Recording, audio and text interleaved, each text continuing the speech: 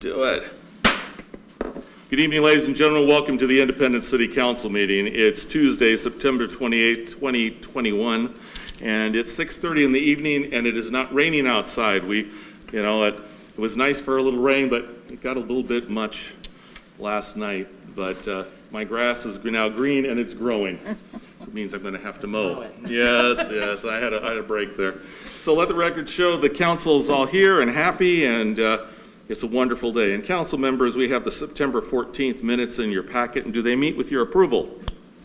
I did have one addition. Yeah? Page 4. Page 4? 4.1, the last paragraph of 4.1, where it starts out with Councilor Morton asked. Hold on. Okay, yeah. At that point, we did say that it is in the goal setting, so I just wanted to add that in there, that it is in the goal setting already. Okay, so, Yeah, because Councilor Morton said that the goal setting session would be the best place to talk about that. okay. Does that seem okay with everybody? Everybody's shaking, shaking their heads okay? Mm-hmm. Any problem? Karen, you got that? So, whereabouts do you want me to? Right above 4.2 in that paragraph that says Councilor Morton, that final one. Yeah, I've seen that. So what's the wording change requested? Councilor Job? This issue was previously addressed and is in the goal setting. Okay, previously. Previously addressed previous and goal is setting. in the current goals, current city council goals. And then the mayor said that? It was said. I brought it up, and I think everybody agreed that, yes, that is something we agreed to in goal setting.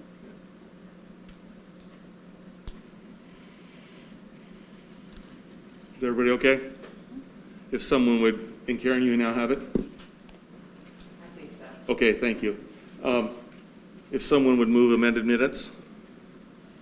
I'll move to approve with the corrections as stated. A motion? I second that. Second to Councilor Job. All in favor signify by saying aye. Aye. And opposed? Motion carries. Thank you very much. Visitor comments?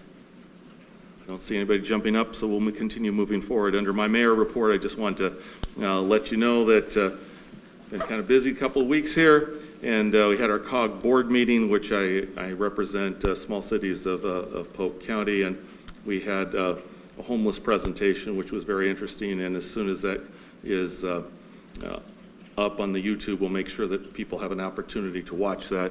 And when you have things on YouTube, I do remind you that you can set the speed, so you don't have to be in just one time. It can go 1.5 or 2 times fast, so you can keep track, but it does move a little bit more quickly.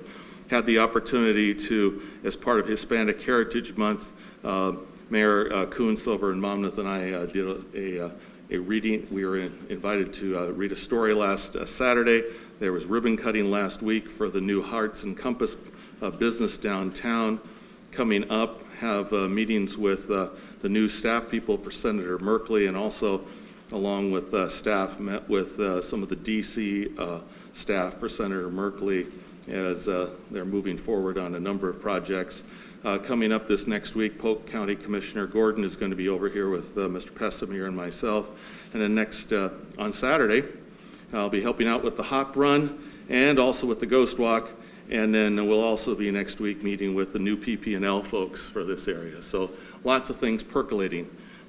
Councilor liaison reports. Councilor Roden, do you have anything? Did you have a WIMPEG meeting? We did not. It was postponed because they wanted to wait until they were more on campus and settled. Okay, great. Thank you very much. Councilor Morton, you have 2 areas that you can comment on. I do. For the library board report, the library will be handing out color it yourself trick-or-treat bags for the kids on the 29th and 30th of October, which is Friday and Saturday, and a little bit of candy will go in each bag. Ida is coordinating trick-or-treat with downtown on Sunday, 10/31. So there's an opportunity for kids to get goodies 3 times. A grant, the library has submitted a grant to OCF for a learning hub. There has been no word yet on the other grant already submitted for library expansion, and the library director also said that there are funds managed by the Community Foundation that can be accessed for this project. Summer reading is done. There were 24 virtual programs added to the slate of regular programs. Great participation by kids, teens, and adults, more than in 2020, but not up to level of previous years yet.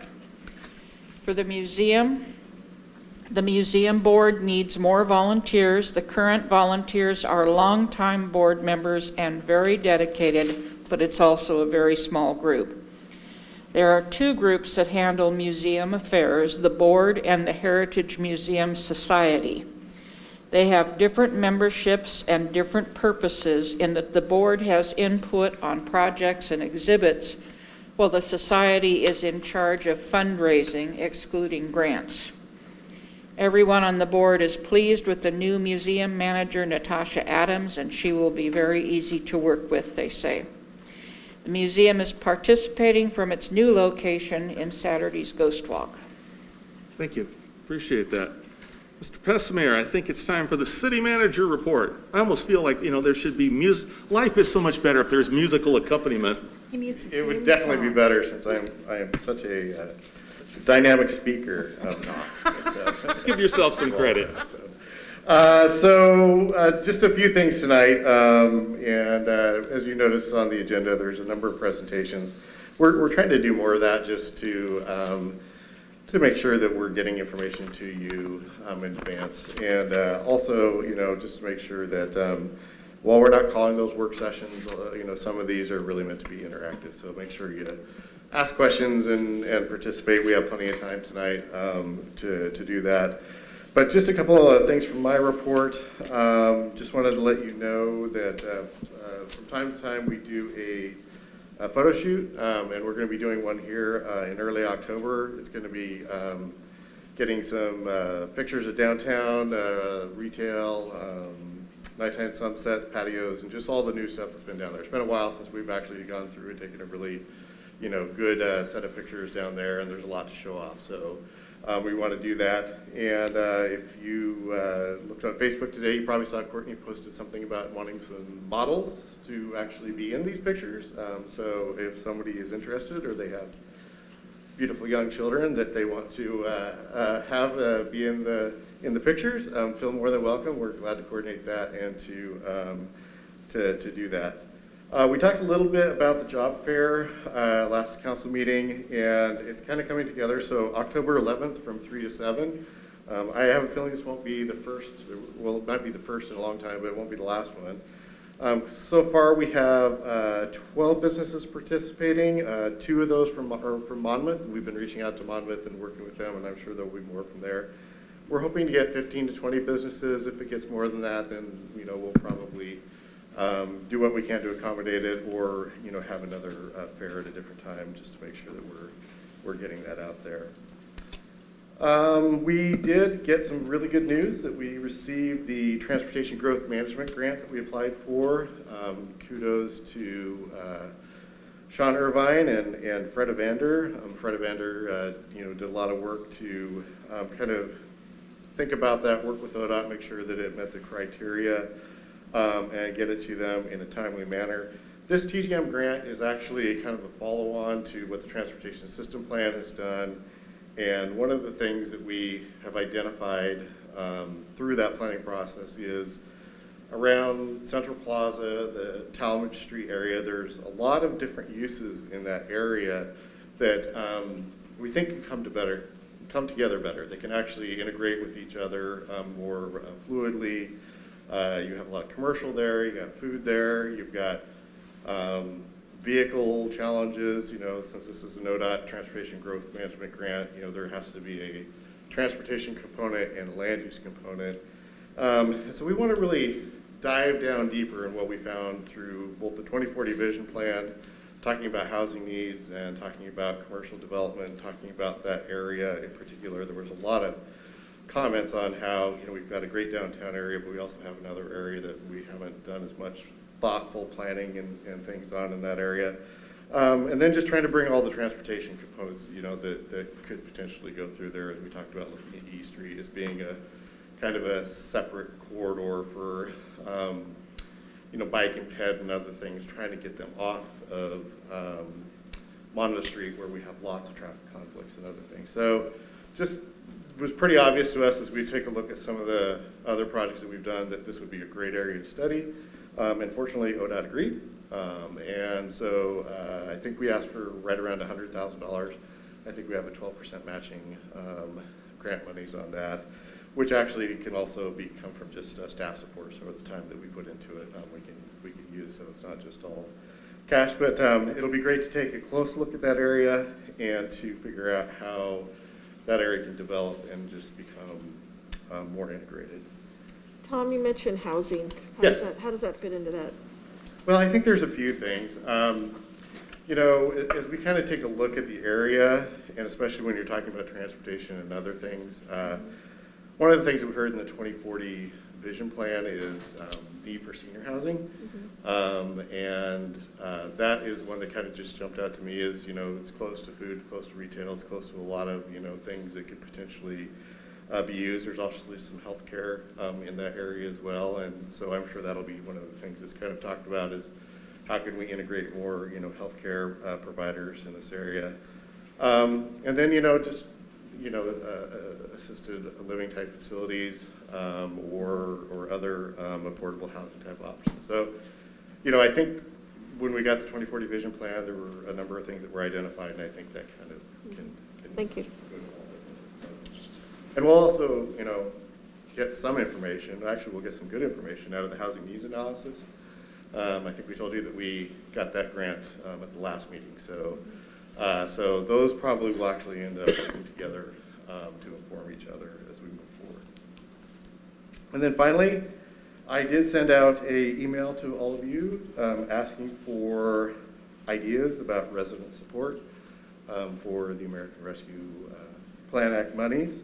No huge rush on that. I would like to get stuff back here in the next couple of weeks to kind of just see what you're hearing as you go out and talk to your constituents and figure out where things could go forward. I received this from Councilor Kaur about a year and a half ago, quite a while ago. But it's called the Independent Support Network, and it has actually a lot of the pieces inside of it, talking about who all the key players are and how people work together. So she's got a head start on you, but I'm sure that you guys will come up with some great ideas. We have some ideas as well as staff level, but I really want to hear from you guys. Can you explain again what the criteria is we're looking at for our constituents that we're talking? Yeah, so the American Rescue Plan Act allows for a lot of different things. And I think from my perspective,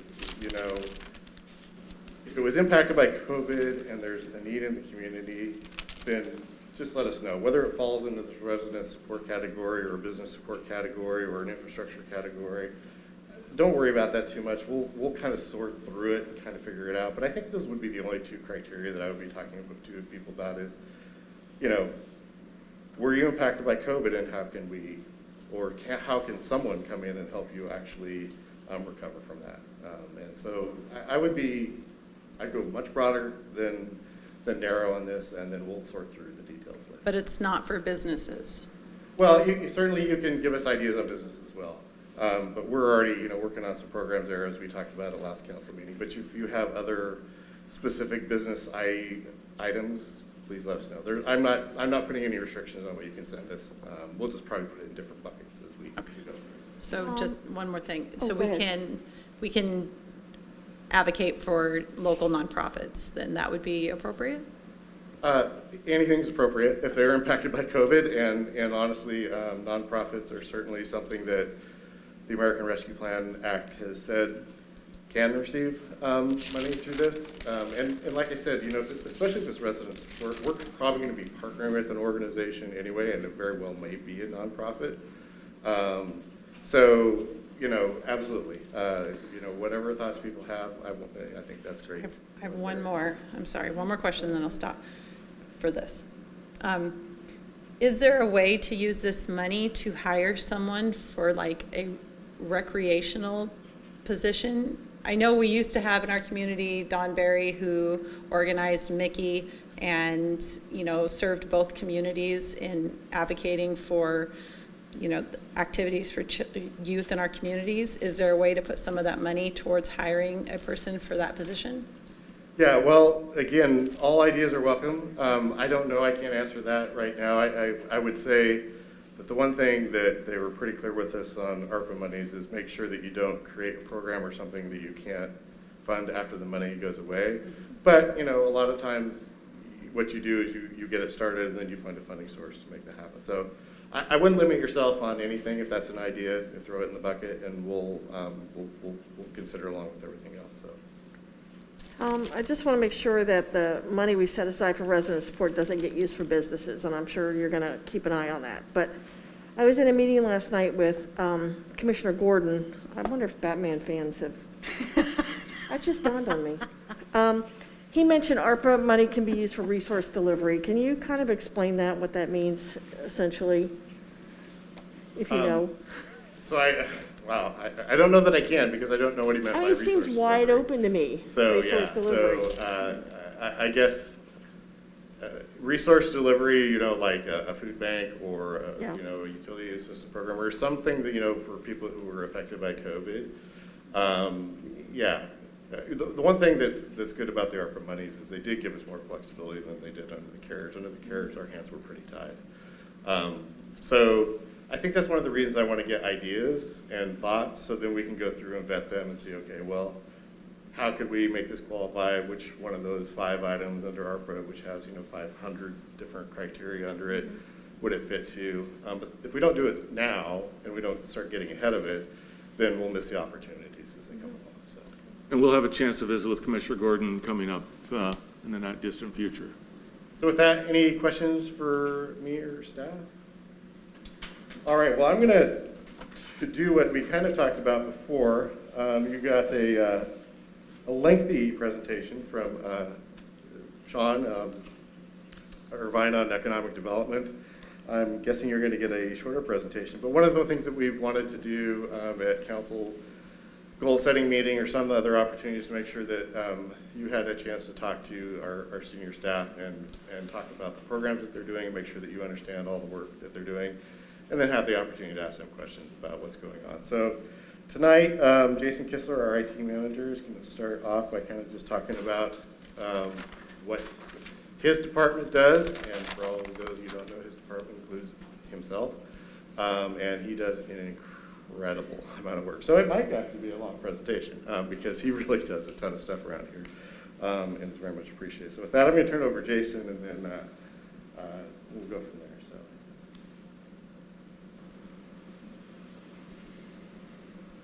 All right, Mayor, Council, thank you for having me. I don't often get to step out from behind the curtain, so it's good to see y'all. I'll be giving the IT department overview for you. Here's a brief agenda that we'll be going over. I am going to try and keep this shorter than the previous presentation. My hope there is that we're going to take kind of a 10,000-foot view of the things that IT does, and if there's any areas that you guys key in on and want to go into a little bit more depth, and I've left some room at the end for that. So a lot of people want to know, what is it, or what is IT? So the definition of information technology is defined as the use of any computers, storage, networking, and other physical devices, infrastructure, and processes to create, process, store, secure, and exchange all forms of electronic data. So that's a pretty broad description. Many people think of information technology's primary focus as fixing computers or getting the stubborn printer to work correctly. This area of work, known as help desk, is only a portion of the IT department's overall responsibility. The Independence IT department is deeply involved in every core service that the city provides. The IT department's mission statement is, quote, to provide all TIT services in support of all city departments while seeking ways to use existing and new technology to increase staff efficiencies and transparency.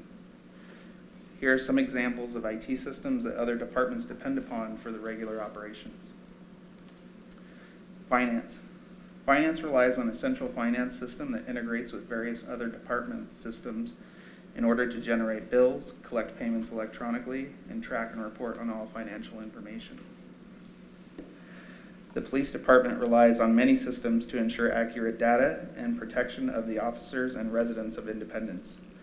This includes a, quote, rolling office in their patrol cars that includes access to federal and state criminal justice databases, a full video system with 3 or more cameras, secure communications, navigation, electronic citations, and the ability to collect digital evidence in the field. Our court relies on specialty software and systems that automatically receive e-citations from police officers and others. Automating citation gathering and entry into the court software reduces time and eliminates another potential point of human error. Our Public Works Department relies on digital water meters that allow readings to be done automatically while driving. This saves an immense amount of staff time. Traditionally, all meter readings were done by hand. Water and Sewer, another department of Public Works, is dependent upon controls and sensors in a supervisory control and data acquisition system, also known as SCADA. This system automatically manages valves, pumps, tanks, and more 24/7. If these systems detect a problem, it will autonomously contact Public Works employees. Economic development and tourism. Last year, we greatly expanded public Wi-Fi coverage. On average, we see over 200 people use the public Wi-Fi every day. The Wi-Fi infrastructure at the Civic Center allowed us to launch a large drone and capture the first 360-degree video recording of a total eclipse. The Wi-Fi infrastructure at Review Park allowed us to collaborate with an Italian company to deploy crowd management sensors and software. This project won us a 2018 Government Technology Innovation Award. The building department. Our building department also utilizes a, quote, rolling office in their truck. This improves the efficiency of our building inspectors. They are able to do their inspections and issue permits in the field. This saves a lot of time by eliminating trips back to the office. The data they work with in the field is automatically uploaded to our finance software as well. So there's basically 3 core functions to IT, and they're in front of you right now. There's functionality, governance, and infrastructure. So functionality is basically what everyone sees and recognizes IT as. That's creating and maintaining operational applications, developing and storing electronic data that belongs to the organization, and assisting in the use of software and data management of all functional areas of the organization. Governance is authorizing the principles about how staff can utilize the organization's technology. The primary focus of this core function is security and compliance. And lastly, we have infrastructure. Infrastructure is all of the physical components essential for an IT system. This includes hardware, network, and circuitry of equipment according to the needs and size of the organization. So now we're going to go through those 3 things individually. So the core function of IT is the meat and potatoes, the most forward-facing and what most people think of when they hear IT. The functional aspect of IT configures and supports all end-user devices, including but not limited to telephones, cell phones, desktop computers, printers, scanners, and lots more. In addition to hardware and devices, all software used by the city for city purposes is configured and supported by the IT department. Also, part of functionality is making sure that your users are trained and know how to use the software and assets that you have. IT is heavily involved in onboarding. We hire a variety of people with a variety of skill levels when it comes to technology. The IT department is heavily involved in the onboarding process of new employees and assists in getting them up to speed on how we use our various assets. So then we have deploying new software and hardware. Investing in a new software package can be expensive and challenging. For the end user, this could mean learning a new way of doing their work. The transition from one software solution to another can cause stress and reduced productivity. The IT department works hard to ease these processes as much as possible by holding one-on-one or classroom-based trainings and refreshers. Also, the IT department works as basically a general technical expert. Oops. So essentially, when we're exploring new ideas and finding ways to improve processes on a technology level is when I'll usually get brought into a project. The IT department also assists with investigations. As technology becomes increasingly involved in everyday life, it also means that it is increasingly involved in crimes. The IT department provides technical training and assistance to patrol staff, detectives, and command staff on a variety of matters.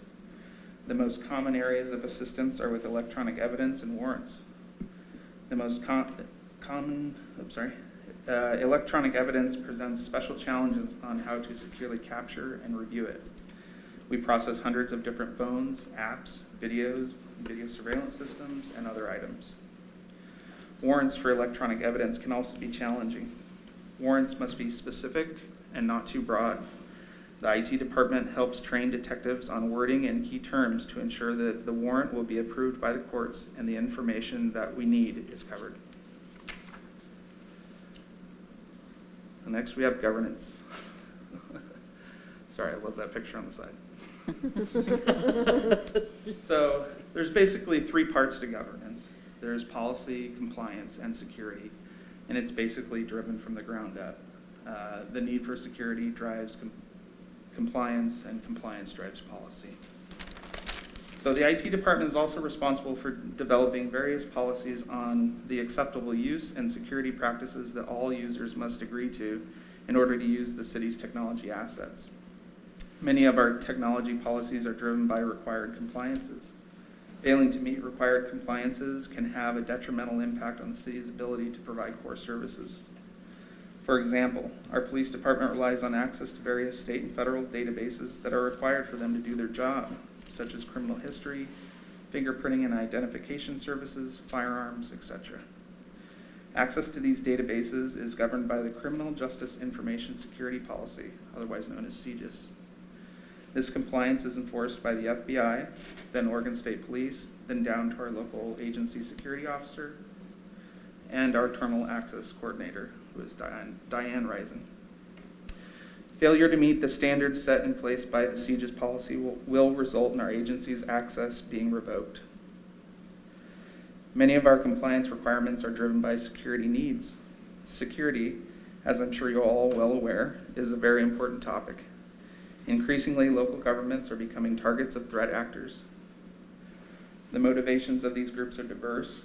Primary motives include extortion, hacktivism, insider threats, and crimes of opportunity. Some of these threats could bring substantial liability upon the city and potentially freeze operations for days or weeks. The IT department takes a defense-in-depth approach to security, placing multiple security controls throughout our IT environment. Our perimeter systems see well over 500,000 scans and break-in attempts every single day.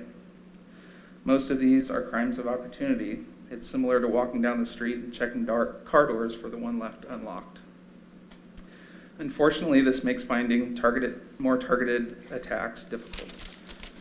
There is a ton of data to analyze, and it's coming in 24/7. So this is the stuff kind of behind the curtain. Hardware. Hardware is the physical part of IT infrastructure and comprises all of the elements necessary to support the basic functioning of the machines and devices constituting the infrastructure itself. Software refers to all the applications used by the city for internal purposes and to provide services to customers. Software includes server applications, productivity applications, operating systems, and much more. The network is essential to establish internal and external communications of all elements and devices. The network includes all hardware and the network includes all hardware and software elements necessary to ensure network enablement, internet connectivity, and security. It ensures that personnel get access to stored and transferred data only from strictly controlled access points to reduce the risk of data theft or damage. And the last part of infrastructure is actually humans. Human users, such as network administrators, developers, designers, and end users with access to any IT appliance or service, are also part of the IT infrastructure, specifically with the advent of user-centric IT service deployment. I can touch on that a little bit. In the past, IT was very focused on the machines themselves, and that's what mattered, the network, the computer. With technology really integrating into everyday life, that has changed, and IT is very much a customer-centric type of view. So it's more about enabling the user and solving the user's challenges rather than being so concerned about the equipment.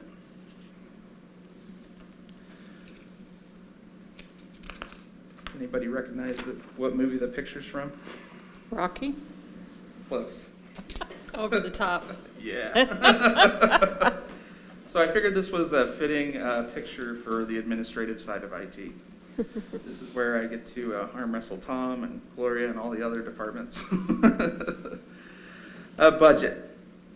The management and administrative side of information technology can take significant amounts of time. Being a smaller city, the budget process is a particularly difficult time for all departments. Typically, businesses across all sectors spend between 3.5 to 7% of their overall budget on IT. Through our strategic partnerships and use of cloud computing, we are able to run on a lean 2% of our overall budget dedicated to IT. Vendor management and contract negotiations can also be a difficult hurdle for a small IT department to tackle.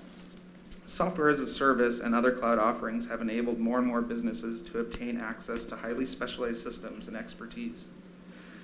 Unfortunately, many of the minimum purchase requirements are beyond what we can afford. Most contract negotiations take extremely creative approaches. Also, being a small organization means wearing a lot of different hats outside of your scope of your assigned department. There are many times that we need all hands on deck. Here are a few things that the IT department has assisted with during the last year. We've assisted and acted as a backup to building maintenance for HVAC issues. We did a complete redesign and upgrade of audio and video systems in the event center. During the pandemic, we utilized the text messaging on our main phone line quite a bit. I acted as a frontline customer service rep to respond to and direct residents' questions and concerns to the proper location. Graphic design assistance was provided to tourism and events for various events, including the drive-in movie series. There's a fair amount of video production and editing for special events, like the Hiroshima Peace Tree dedication at Inspiration Gardens. Community outreach and social media. I've acted as a resource to help get urgent information out to the community. In addition to that, just living here in Independence, I always have my Independence hat on, so I always got my ear to the ground hearing what pain points people are having and bringing that back. Economic development. I've had tons and tons of brainstorming sessions with Sean on what's next in the tech industry. It usually starts out as walking by his office and stopping by the door and saying, hey, what do you know about this? And the last big thing that we've kind of stepped out of our traditional role, especially during the pandemic. I don't know if you guys, do you remember a little piece of software called Zoom? Yeah. So during the shutdown of the pandemic, the IT department actually ran every single and live streamed every single public meeting during the pandemic. So it's a lot of big responsibilities with little resources. How do we do that? One of the main things is partnerships. The City of Independence works with many other state and federal agencies for assistance. Some of the services that the IT department provides rely on huge amounts of infrastructure and extremely specialized talents that are required 24/7. Some of these partnerships include threat intelligence from Homeland Security and the FBI, security breach response and forensics from the Multi-State Sharing and Analysis Center, as well as penetration testing from the Center for Internet Security that tests our systems defenses monthly. The next big one is peers. No one can be an expert at everything, so it is very valuable to network with peers that are smarter than you in other areas. The sharing of information and ideas on how to solve complex IT problems is absolutely vital to the industry. We all support each other and stand on each other's shoulders to achieve success that otherwise we could not do on our own.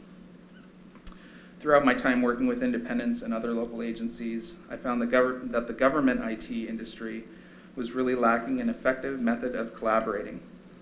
In response to this, I co-founded the Oregon First Responders Technology Advisory Group.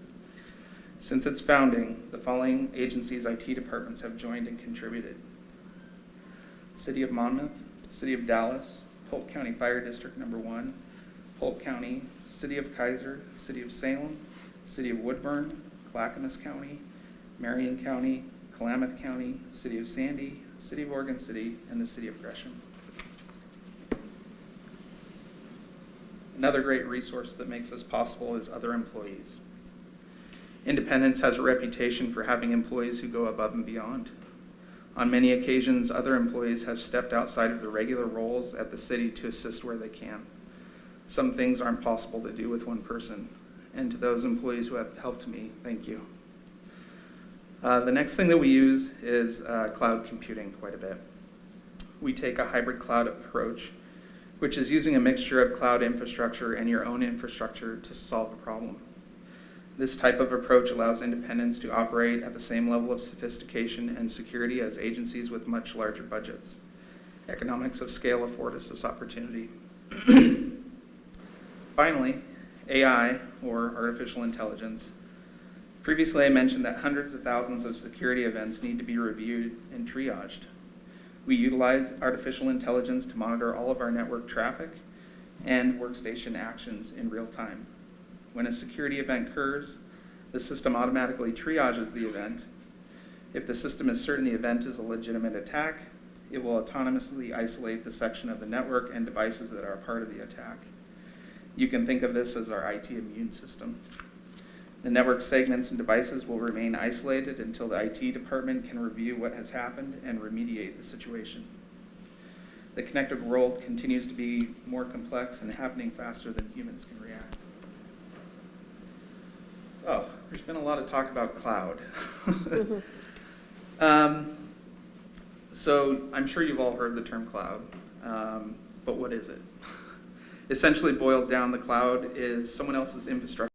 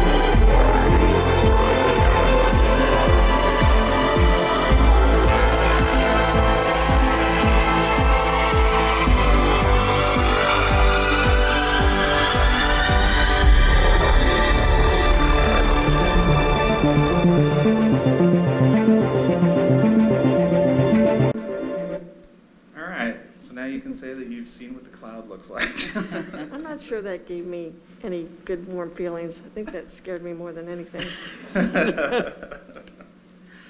All right, so professional development. Staying current on emerging technologies and methodologies is a constant pursuit in IT. Technology changes rapidly and a robust training program is required. Supporting so many different departments requiring training from a variety of special industries is a challenge. And finally, being a good neighbor. Freedom of knowledge and helping others are core philosophies of the IT department here at Independence. The core values have driven the department's efforts in assisting colleagues and cultivating the next generation of IT professionals. The Independence IT department has gained a very positive reputation throughout Oregon. The IT department has assisted various local, county, and state IT departments.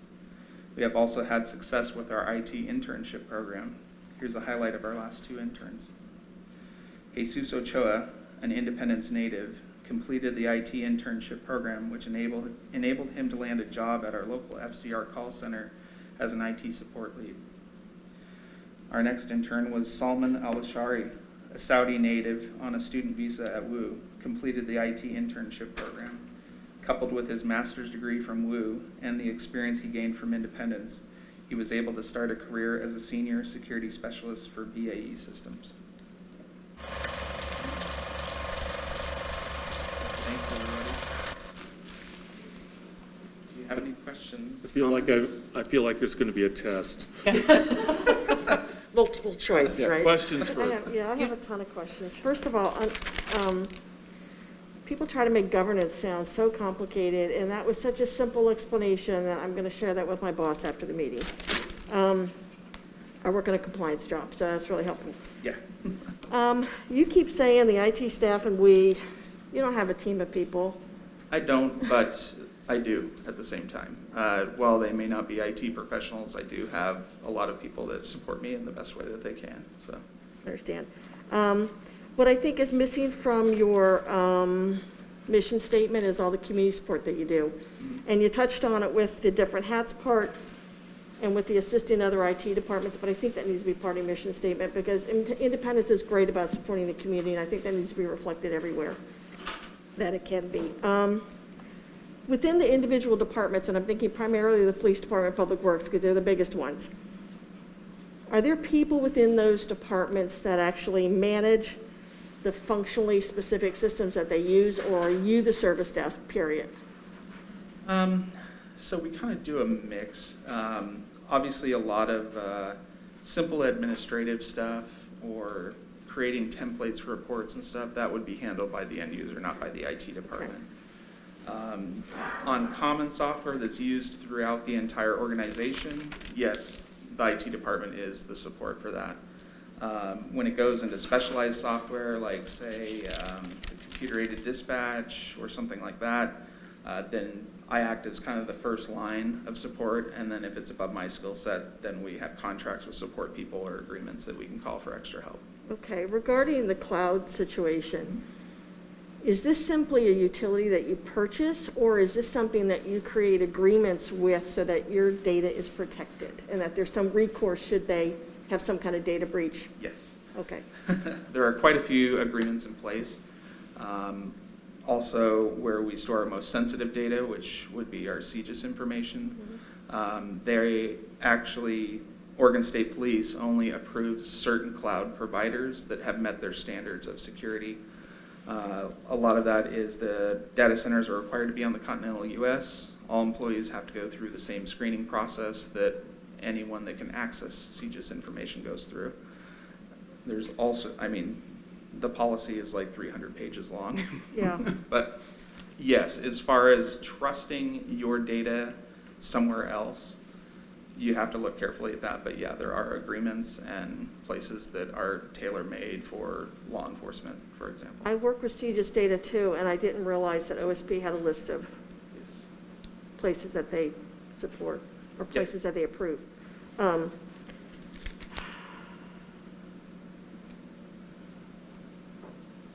I work in a 1D position too, and to take a week off last July, I had to train 2 people to do my job while I was gone. Yeah.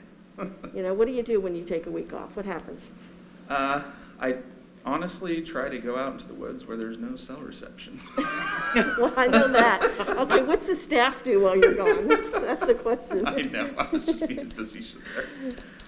So usually when I try and take a vacation, I will rope in some what I call power users. There's one sitting over there that often gets the short end of the stick when I leave. Chief Mason. And essentially, I do have a back channel way of getting a hold of me if they need to. You know, when it's on vacation, it's basically something better be on fire. In addition to that, let's say there was some incident where I get hit by a bus, I get sick, whatever happens that completely knocks me out. Not only is Bob a second administrator on just about every single system that we have, I also have a fire waterproof safe that keeps all the credentials in it and contacts for people to reach out to. And there's enough documentation there where you could hire somebody else in and at least they could kind of figure their way out. It might take some time, but you know, it's not like they're starting with no idea what they're walking into.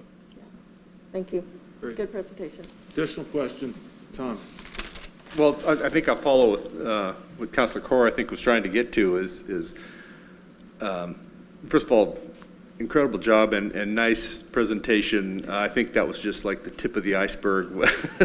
But what I'm probably a little more concerned is one of the few things I know about computers is you better have a backup. And I'm kind of looking at this going, what really is our backup for you? And I think maybe we should be looking a little more carefully at that coming the next year. Agreed. Yeah, I would say just to address that, a lot of the systems that we look at, we try to at least do what's called an N+1, which is basically you have one thing, but if you only have one thing, it's kind of worthless. So we try to have two, just in case one fails, you're still up and running. And we're still working on catching up with that, with the human aspect. So. Additional questions? Councilor Morton? I wanted to first congratulate you on a very nice presentation, and I really hope that that's going to be available for the public to watch. Absolutely. Good. Thank you. Good. And also, I wanted to say I've been around here long enough now to watch you really mature into this position, and you're doing an excellent job. Thank you very much. I appreciate that. Additional questions? Thank you for taking the time to share with us this evening. Great. Thank you. Great. Okay. I think, Mr. Pessemer, you have some introductions for our next part of the meeting. I do. So thank you, Mayor. And just one quick follow-up on Jason's presentation. You know, if you weren't sure whether you had a good IT department or not, right around April 2020, you knew for certain how good your IT department was, because with COVID coming on and all the systems that needed to be modified and moved around, you know, our city didn't hardly miss a beat. We had a lot of systems that we didn't know we had, like Microsoft Teams. We didn't really know how to use it, other than just to send a quick emoji or a text to. But we were able to almost immediately be as productive as we were before because of, quite frankly, all of Jason's hard work and foresight in transitioning our city to Office 365, having great security systems, and quite frankly, putting a lot of these systems up in the cloud. And we really didn't miss hardly any time. I know a lot of other cities at our size, you know, it was months and months and months before they were really communicating effectively. And so, you know, as we walked through that, the value that Jason provided to the city was so apparent and so appreciated by all staff. And I think it allowed us to do a lot more than we would have been able to without his diligence and forethought. So I just wanted to make sure I recognized him for that. So the next presentation is actually for our sanitary sewer master plan and facility plan. So I have Chris Bergrado and Pace Smith. They are with West Tech Engineering. They are our engineering firm of record, and I think probably way undervalued and understood is the volume of work and the importance that West Tech provides for the city. One of the nice things about having a consulting engineer is you don't have a lot of people, because engineering has become very specialized, and so you have a bunch of professionals at West Tech who do different things. Chris does a lot of their wastewater work and has been working pretty hard for the city. One of the things that I've talked about is really important that we have up-to-date master plans so that we can make sure that we have a great capital improvement plan in place to make sure we're maintaining the systems that we have, as well as preparing for the future. And so this presentation tonight is going to be pretty high level. We actually are, fairly far into the process of the master plan, but one of the things that's a bit of a challenge is trying to get that community engagement piece, and since things have changed here a little bit, we're pretty excited to get that out. So Chris will kind of give, and Pace, who's with him, Pace Smith, will kind of give you an idea of just exactly where we're at and kind of where we're going, because I want to make sure that we don't move too quickly and then assume that you guys have the information that you don't. So they'll kind of give a pretty high-level presentation tonight. We're kind of at that point right now where we just got a draft of the master plan and facilities plan. We're going through that at the staff level to make sure we understand and get our comments back. And then, well, I'll let Chris present it, but we're really excited about getting to the next step, which is actually public engagement, making sure that the community has an opportunity to see what's going on and comment. With that, Chris, go ahead and take it away. Welcome to council. Thank you. I appreciate the opportunity to talk to you folks. It's always nice to get out of the home nowadays. But anyways, again, my name is Chris Brigado. Pace is with me here. We're the city's engineer of record. We work on many projects for the city, but one of the projects we're working on is the wastewater system facilities plan or master plan. Those terms are kind of used interchangeably. It's the same thing. And so I'm just going to go through and give you folks just a kind of give you some information on why we're doing it and why it's important and that sort of thing, so that when you do see the document, you can kind of have that background. So, do I do the slides? There we go. Oh no, go back. Yeah, okay. So, typically most cities will update their master plans, whether it's a wastewater, water, parks, or stormwater, 10-year intervals sort of thing.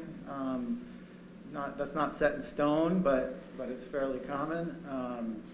Things change, enough to where you kind of want to take a fresh look and make sure you're accounting for all the issues that you have to deal with. So that's kind of why we're doing it at this time.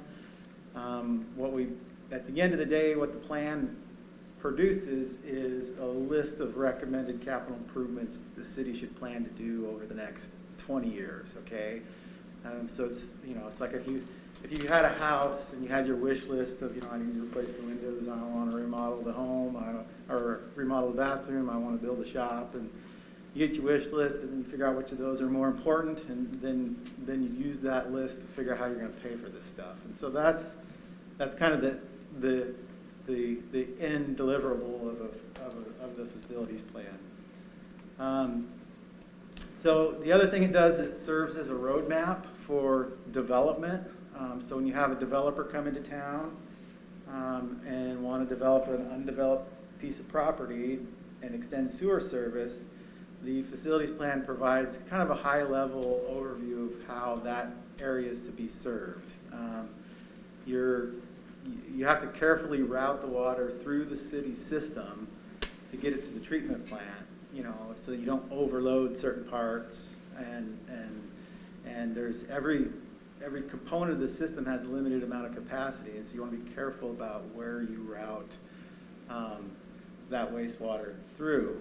And at the end of the day, what you want to do is avoid haphazard improvements that lead to wasted money, right? So like, we see this type of thing all the time where, a developer will come in, build a subdivision.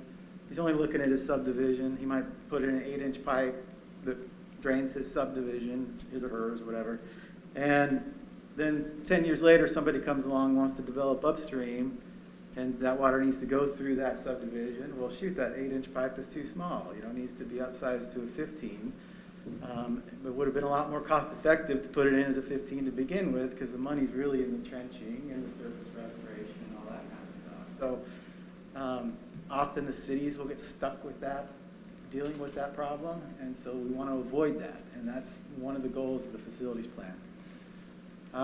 And then finally, we want to satisfy regulatory and funding agency requirements.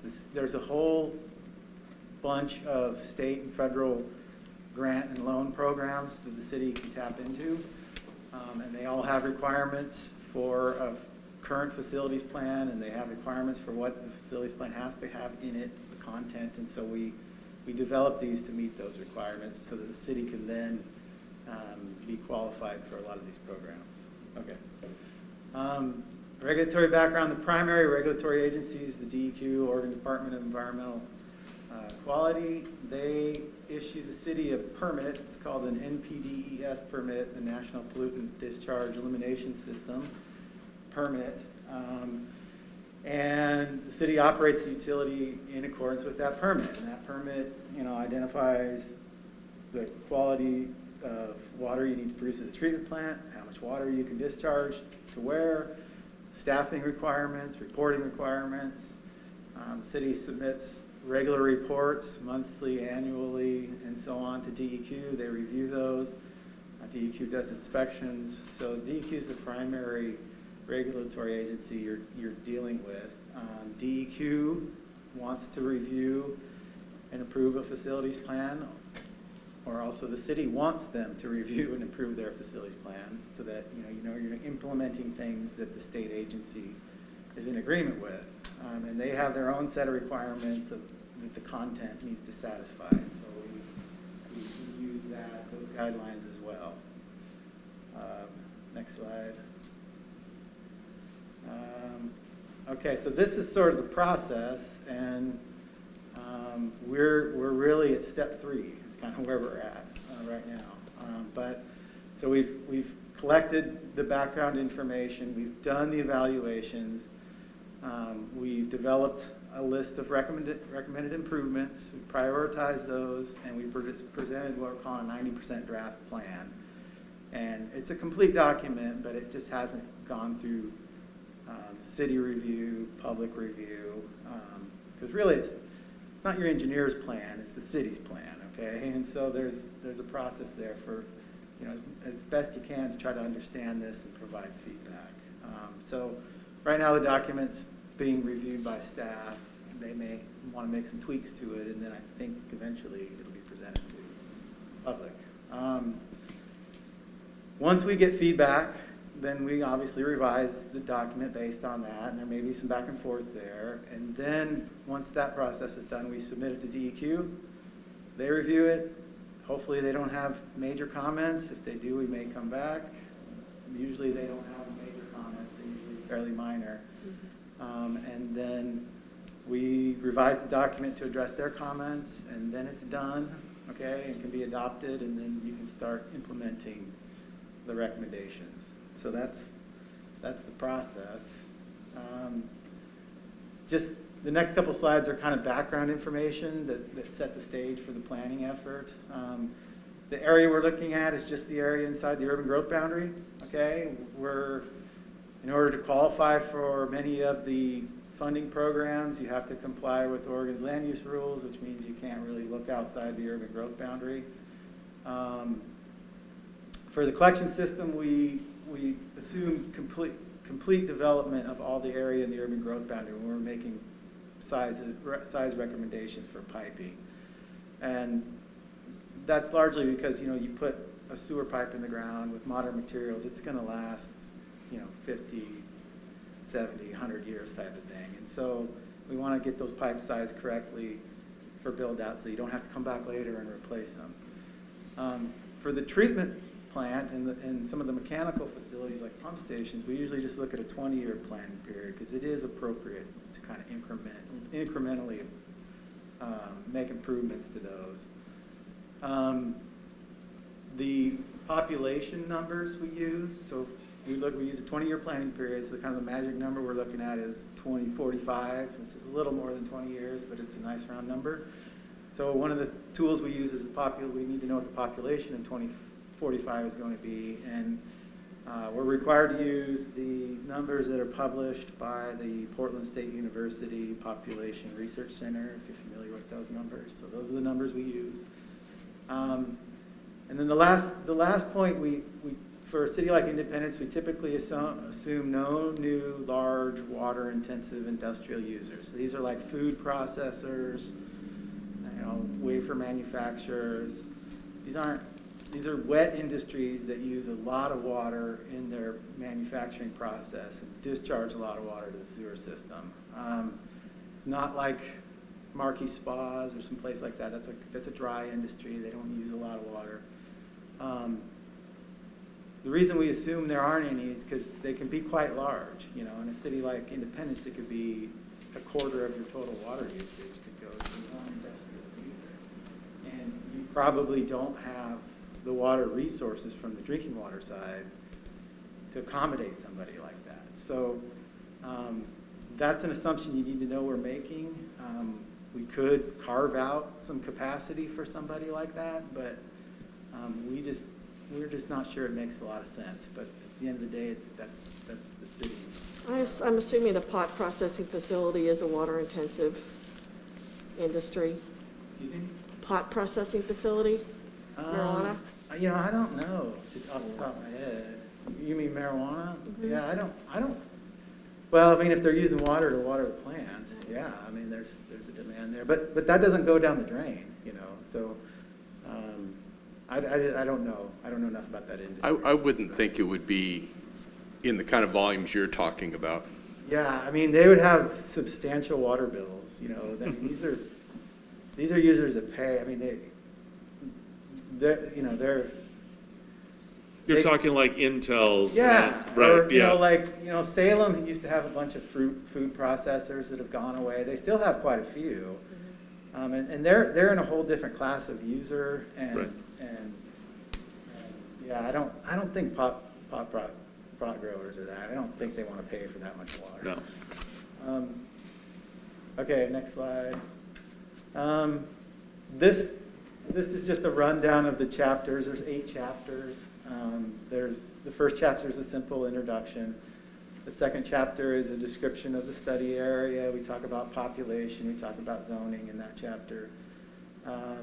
Chapter 3 is, this slide got messed up. Chapter 3 goes through the regulatory requirements, mainly that dives into the rules from DEQ, which is sort of the rules of the road that we have to live by. Chapter 4 describes the existing system, okay? And surprisingly, a lot of city council types find that chapter interesting because I think that a lot of city council types don't really know what you have. And so chapter 4 is a detailed description of what you have. And there's some history stuff in there about how it developed over time and that sort of thing. There's really, chapter 4 kind of breaks the system down into 3 parts. There's like the gravity piping that goes from the home to some low point, which is usually a pump station. Okay, so the pump station is another part. The city has, what do they have, 11 pump stations? 13 pump stations, which is quite a few, and it's really an artifact of how flat the city is. As you put pipes on grade, eventually they get so deep, you got to lift the water back up and go somewhere else. So the gravity sewer drains to a low point, usually a pump station. Those pumps pump into a pressure pipe that we call a force main, and that's just engineering jargon. Those force main pipes will take the water either somewhere else, either to another part of the gravity system, the pump station, or the stations it takes it to the treatment plant. And then the final part is the treatment plant, where the water's treated, and then the disposal system. Chapter 5 presents the flow and loading projections. So that's how much water and how strong the water is that we have to treat. That's mostly engineering stuff. Chapter 6 is where we look at the collection system. So we do, what are the existing problems? What are the problems that are likely to arise in the 20-year planning period? what are the alternatives for solving those problems, and what is the recommended solution of the alternatives that we have available to us. And that's in Chapter 6 for the collection system, which includes the gravity piping, the pump stations, and the force mains. Okay? Chapter 7 is the similar type analysis, but just for the treatment plan. So we look at, what are the problems today? What are the anticipated problems? What are our options for dealing with these problems? And what is the best of those options? And in Chapter 6 and 7, we then, at the end of those, you develop a list of recommended improvements. Then you get into Chapter 8, where those are prioritized, okay? Which are more important, which should the city do first, and why? And then Chapter 8 presents the capital improvement plan. So that's how the document's organized. Like I said, it's the city staff's reviewing it now, and we'll probably make a few tweaks before it goes to the public, but I anticipate that happening in the next few weeks.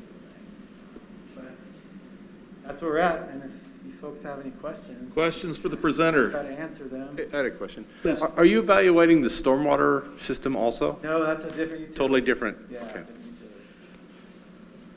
I have a question. Yeah. Could you talk a little bit about your plan for public engagement? Um, Or has that been determined at this point? We don't have a plan for that. I think that's mainly the city's prerogative Okay. for how you guys want to do it. I mean, we can be flexible and accommodate. Yeah, so I think the next step is we really want to have, I think, an open house. And I think is what we've talked about at the staff level, is trying to create an event somewhere where we can just have people come in. Obviously, we'll have our professionals there to kind of just, have some exhibits and walk them through the process, walk you guys through the process as well, and start really getting into the details of actually, what's in the document so that we can get feedback. Unless things change, we would like to do something in person as much as possible and allow, people to come in with masks and just, have an opportunity to talk to Chris about not only what's in the plan, but, something that might be in their local neighborhood that we just aren't aware of that might fold into the plan as well. So probably, we want to do a good job advertising that, so it'll probably be a few weeks out. But we'd like to do something sooner rather than later because we would really like to get this plan finished up. So, Thank you. Excitement, sewers. That's great. I just. Another field trip. Yes, a field trip, and I will tell you, I've never, on my first mayor's conference, it was amazing. I never saw so many people go excited about sewers when we were going to go do a tour. Mayors flocking to the buses, and Have you all been to the treatment plant? some of us have. Some of us, that's why I was saying we need another field trip, because we have some newer counselors, and we did sort of a water system yeah, tour we've a gotten few behind years on back. those trips. So There we go. if people haven't Something to gone, look forward to, a I trip to think the sewer those treatment are plant. super helpful because, it doesn't take an engineering degree to see something and see, well, this is kind of old and could Right. use some work, Well, thank you for taking the time. Yes, thank you, appreciate it. Okay, I think, Mr. Pesmer, I get you the next one, too. Yes, thanks.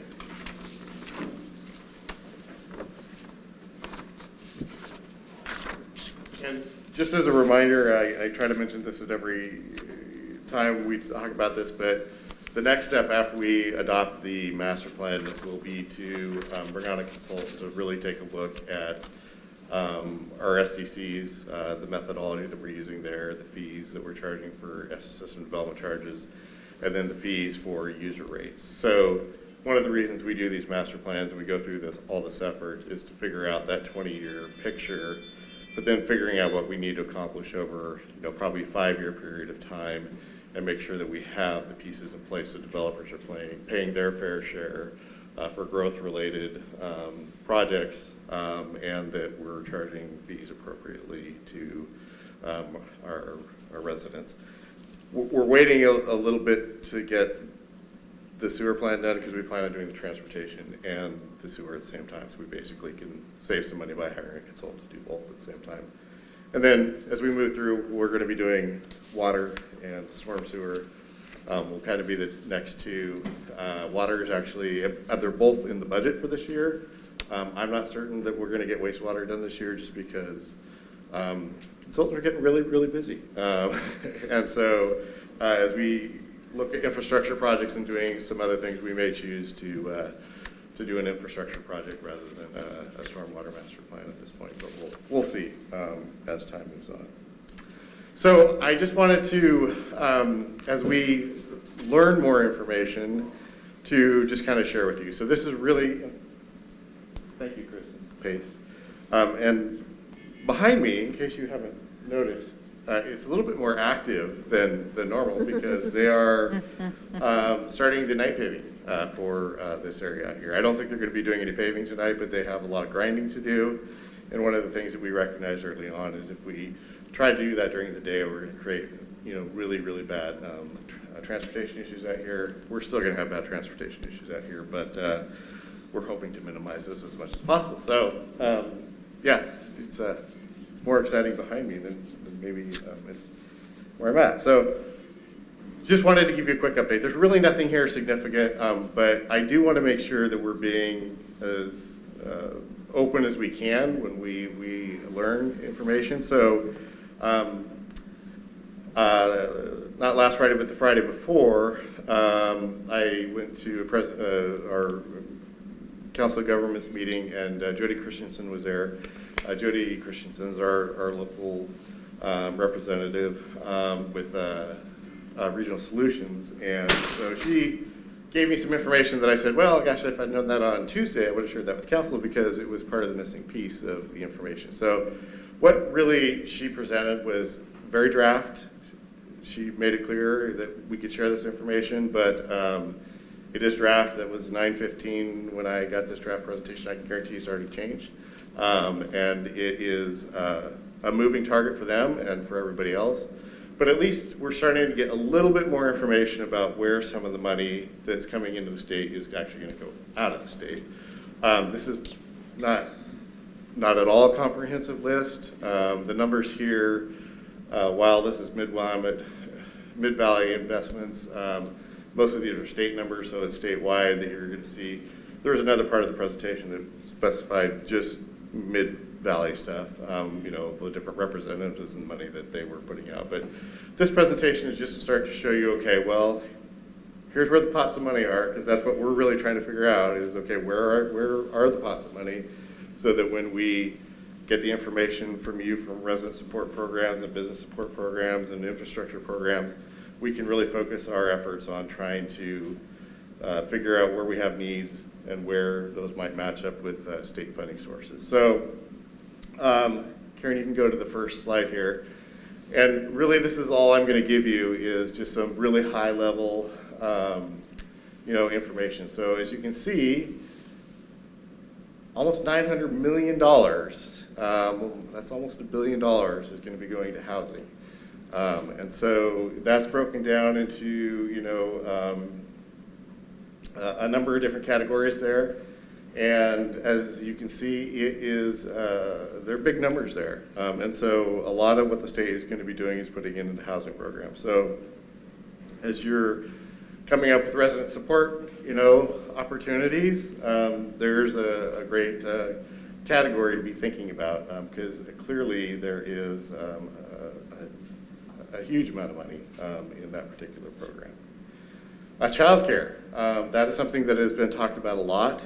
There are a lot of different programs out there, but you can see another round of very significant investment in a lot of different programs. The $250 million down there towards the bottom of the list for child care stabilization funds. They're already starting to create programs for that. That's a lot of money, and there will be lots of opportunities to that. There are also federal monies that are out there. There's other monies that are outside of the ARPA program that are actually being engaged already. I know that the county is working hard on that. We had a meeting with them recently, and quite frankly, they're making some great efforts to try to reach into child care. But that is something that there's going to be a lot of money out there for and a lot of opportunities, and we're really trying to keep an eye on that and how we could potentially play a role in that. Okay, next slide. Infrastructure. So this is not the entire list of infrastructure monies that are going to be coming out. I think this is one area where the state's kind of still, trying to figure out where all the money's going to go. But they have already made, some commitments. Broadband being, at the top of the list there. There is a fairly significant amount of money coming out for a broadband connecting to schools, and then just for Business Oregon. That just says Business Oregon there because they're giving Business Oregon a large chunk of money, as they did during the CARES program, although I think this is more. And Business Oregon is going to come up with the rules and the grant programs to figure out how to disperse that money. So again, I don't have any of the details of where this might go at this point in time, but as you can see, we're starting to see where the pots of money are. So that tells us, okay, well, we can start, figuring out whether we have a need for those programs or not. Can I just clarify the septic section there? Are they talking about the septic systems of individual homeowners? I think so, yeah. That one's one that I noticed because it wasn't a huge amount of money relative to what cities would need for systems. So that one really jumped out to me as trying to be helpful to property owners and others. I can't imagine that would. That's not even going to buy, And I think some of that is, I know from being in some of the same meetings, I know some of those have to do with Canyon. Yes, and there's a next slide will actually have some canyon stuff on it, I think, or maybe that was a further slide, but there's a ton of money going up to the canyon for sewer systems and water systems up there. And that was separated out separately from this. Special Public Works Fund, again, Business Oregon, not sure what that is, but there's a lot of money there. And so we obviously have public works projects that we've already given to the state, and they've been vetting those for a long period of time.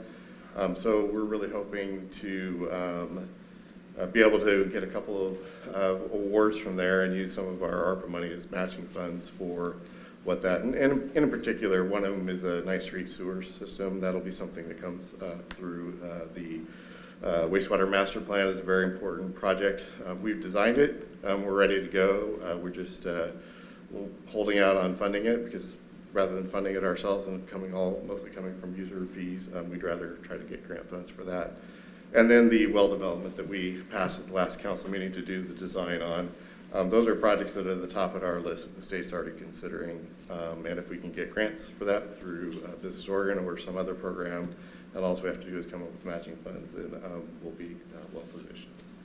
Energy, lots of different things there. I think most of those are community type of projects, so probably at the end user level. I don't know if there'll be much for state and city programs, but we'll certainly keep an eye on that. Brownfields.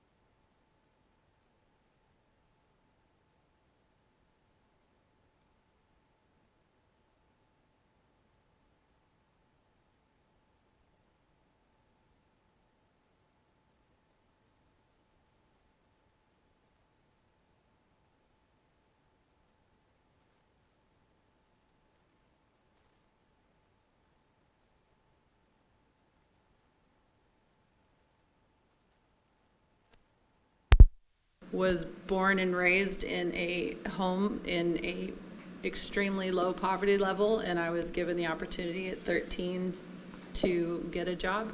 And it was from one of these youth employment opportunities, and I think it changed my course of life. And so I think I'm really excited that this is in here and given that opportunity to kids. Yeah, as I was driving through Newburgh the other day, there was a sign out in front of McDonald's, hiring 14 and 15-year-olds, $15 per hour. So Yeah. it's a different world out there. For them. No, I know. I think I made $3 an hour, but was stoked. Additional questions? I guess I have a question. So in the news, the government shutdown and the debt ceiling and raising it and everything, does that impact anyone here? Is everybody just city or state workers? We don't have any federal workers in Independence that would, if the government shuts down, is that going to affect Independence at all? Well, I mean, certainly there are workers here that work for the federal government. Bonneville people Power is a everywhere. federal There are also programs here that probably get impacted by that as well. Last time we had a shutdown, which was a number of years ago, it rippled through, the economy and different systems in a lot of ways that people didn't think about. It won't, I don't think it'll have a huge significant impact, but it certainly will be felt and noticed, and there will be issues with that. So hopefully they're able to work through the challenges, and honestly, they have a lot of challenges right now on a financial level with the federal government. So I was kind of wondering if for some reason they don't increase the debt ceiling and we actually default as a nation, can they take some of our money back that they gave us? Like how, I mean, I don't think we've ever seen this really before, so. that's a good question. I have no idea. Could they, change our programs at the state level? I don't know. They gave us the money, but Yeah, I can ask. they need it themselves. Yeah, I can certainly ask. We have some people who represent us back in DC who might know a little bit more than that, but. Yeah, I'm just curious if it's something that, Obligated money is obligated money. I mean, if it's been allocated, I don't think they could take it back. But to ask if the state will be impacted by federal shutdown, yes, we do a lot of pass-through funding from the feds to state programs. So if the federal government does shut down, that could impact state programs. Good question. Yes. One more thing. I've heard a new term, and I'm sure the more experienced counselors know this word, but it's called human infrastructure. And I was just curious on how broad that term is, exactly what its meaning is. And so if we have money that's supposed to be spent on infrastructure, because we now have this new definition of human infrastructure, are we able to adapt some of our spending to that? I don't know. I'll have to take a look at that. We're using the term infrastructure very generically at this point because, again, we don't know what the programs are going to look like. And so, I can look into that. That's not something that I've seen in the rules.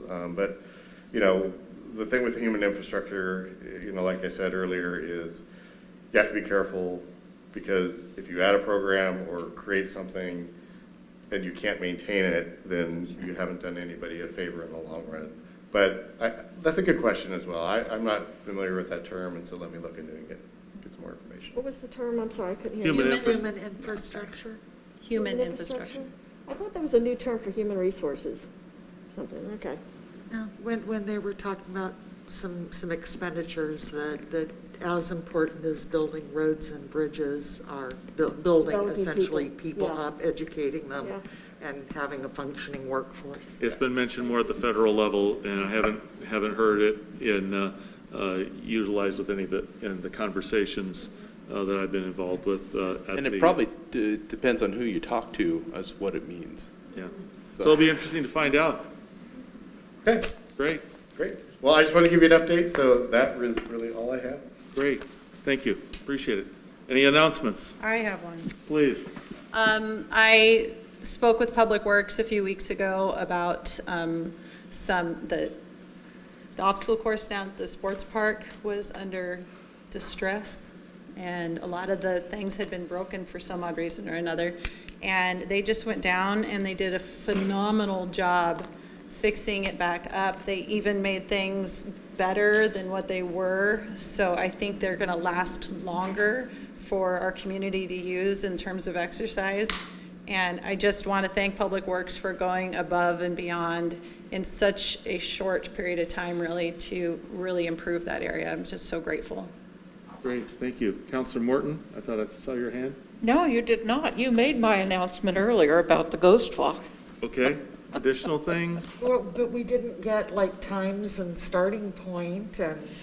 Oh, well, There's a softball there for you. I happen to have a map I will share with you, and when you come down to the park at 7 o'clock On what day? Saturday night, the 2nd of October, you will receive this map that shows all the different sites, and presentations will begin roughly every 10 minutes. It will go for 2 hours. And masks are recommended for outdoor use and required if you go into any of the buildings. And it's free. Great. I think that answers all of my questions, Counselor. Thank you. I had a question for Chief Mason. I've been hearing some stuff online about break-ins on 6th and 7th Street. Is that something that you're allowed to share with us or update us on, or? I can share that, can you hear me? I can share that there were some, yes. We don't have anyone in custody. We're still working some leads. And they're actually breaking into people's homes, like actually entering the homes? They entered a garage, and they were getting, I believe actually they entered 2 garages. One of the garages was open, the other they got a remote out of an open car and got into the garage through the use of a remote that they got out of an unlocked car. Okay. And just those 2 And some different? vehicles, but And some- a couple of garages and some vehicles as well. Okay, thank you. Great. And just to let everybody else know that the F Street Bridge project has begun. They were bashing, there's no bridge there now. Well, there's only parts of a bridge. It's no longer bridgeable. And so F Street is going to be out of action to cross there until sometime in the middle of winter. And you'll need to use the East Street entrance to the Inspiration Garden. There you go. So that's all we need to know. If there's nothing else, somebody say the word adjourn. Move to adjourn. All in favor? Aye. We're done. Have a pleasant evening.